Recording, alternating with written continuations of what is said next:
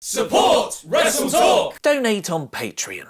Becky Lynch returns to save SmackDown Live and all of WWE. Michael Cole has a random cameo, and perhaps most shockingly of all, WWE put on a decent show for a change. I know, you may want to sit down for this review. I am Luke Owen, press the thumbs up and leave a comment for me to reply to, and let me know what you thought of the show using this rating system. Smackdown, Smacktastic, Smack Bang in the middle, Smackdowner, and a smack in the face. This is the 27th of November 2018 edition of SmackDown Live in about 4 minutes. Paige opened the show and quickly brought out the triumphantly returning Becky Lynch, who hasn't been seen since handing over her Survivor Series match with Ronda Rousey to Charlotte Flair. Look, I know she only missed Survivor Series and last week's SmackDown, but it's felt so much longer because WWE's output of TV has been so bad. Becky agreed and said she'd been gone far too long, calling out Charlotte Flair for what she did to Rousey a couple of weeks ago. Despite turning heel at Survivor Series and then pretending it was a babyface turn on the following SmackDown, Flair was 100% presented as the heel in this segment. She chastised Lynch for riding her coattails and stealing her father's gimmick, even telling her to be quiet so she could cut a promo directly to Ronda Rousey. She even said that she didn't attack Ronda at Survivor Series for Becky, she did it for herself, completely contradicting her promo last week where she said she did do it for Becky and the other girls in the locker room. Paige moved things along by announcing a tables, ladders and chairs match for the SmackDown Women's Championship at TLC, but was interrupted by all the heel women standing in a row, with Mandy Rose accusing Paige of playing favorites with her former Team PCB buddies. This brought out all the women faces standing in a row, and Paige announced a battle royal for later on tonight, with the winner being added to the TLC match for the title. Despite the flip-flopping of Charlotte's character and motivations, this was a home run opening segment. It gave the main event some stakes, added new faces to the championship picture, and firmly established the heel-face dynamic between Flair and Lynch.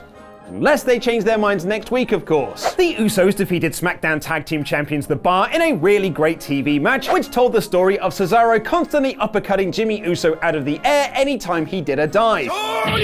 The finish was totally chaotic, with the Usos hitting the big splash on Cesaro for the win, setting them up as new contenders for the Bar's tag team titles. However, the bigger story here, no pun intended, is that we got shown a video of The Bar kicking Big Show out of their group. Explain to me what the point of this trio was again? AJ Styles came out next for a promo and revealed that Daniel Bryan had clearly been taking notes from Raw, as he didn't show up for work today despite being champion. He said he would win at TLC. It was a promo. You know, I'd have preferred Styles winning a quick squash match to get back some of the heat he lost since losing the WWE Championship, but this was a perfectly fine segment. A match between Shinsuke Nakamura and Rusev was supposed to take place, but Nakamura attacked him before the bell and laid him out with 2 Kinshasas. Wait a sec.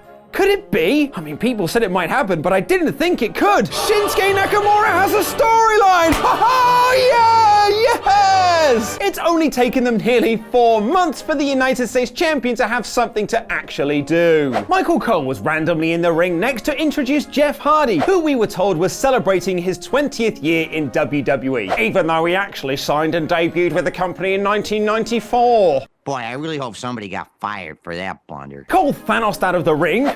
What was the point of him being there? And Hardy cut a promo announcing he was not retiring and looking forward to his next challenge. And here comes that new challenger, as Samoa Joe came out to cut an awesome promo on Jeff, making several references to Hardy's real-life addiction problems and saying that people shouldn't be celebrating this weakness. Hardy challenged him to get in the ring, but Joe walked away. This drew great heat from the crowd and was a really effective way of building a new feud between Joe and Hardy. Earlier in the night, The Miz did some comedy backstage with the New Day, the highlight of which was Xavier Woods singing Kane's old entrance theme song, And the Flame Returns, which led to a match between Kofi Kingston and the A-lister. This was a solid paint-by-numbers TV match, with Kofi winning after Miz distracted himself trying to attack the other members of New Day. Backstage, Miz approached his supposed tag team partner Shane McMahon to whine about him not being at ringside, with Shane reminding him they are not actually a team. You know, if the plan is to turn Shane heel and Miz babyface off the back of Crown Jewel and Survivor Series, I really don't think they're doing a good job of telling that story. Randy Orton cut a boring promo on Rey Mysterio's mask, and the two had a decent brawl around ringside with Orton laying out Rey with a chair shot to the throat. One would assume we're getting a chairs match at TLC, which are always fun. I'm being facetious, of course, those matches are really silly. And in the main event, all the SmackDown women had a battle royal. This didn't go as long as you'd think, but it had one simple goal in mind: make Asuka look dominant and awesome, which she did by eliminating the most people in the match and winning the whole thing, setting up a triple threat at TLC between Asuka, Charlotte Flair, and Becky Lynch. That match would have felt like a bigger deal if WWE hadn't spent the majority of 2018 flattening out Asuka and making her feel like just another body on the roster, but in fairness, this did come off like the first step in rehabbing her character. And that could also be a description of the whole show. After 2 awful weeks of Raw, a really bad episode of SmackDown last week, and the disappointing and ultimately pointless Survivor Series, this episode of SmackDown felt like a breath of fresh air. It was like a reset button had been hit, with this show building several new feuds in the Usos versus The Bar, Nakamura versus Rusev, and Joe versus Hardy. Not to mention putting Asuka back into the championship picture and making her seem like a genuine threat and not someone who can be easily beaten by Carmella of all people. They completely ignored Charlotte's promo from last week, and holy hell was it good to see Becky Lynch back on TV screens. This show was a thumbs up. This week's SmackDown Live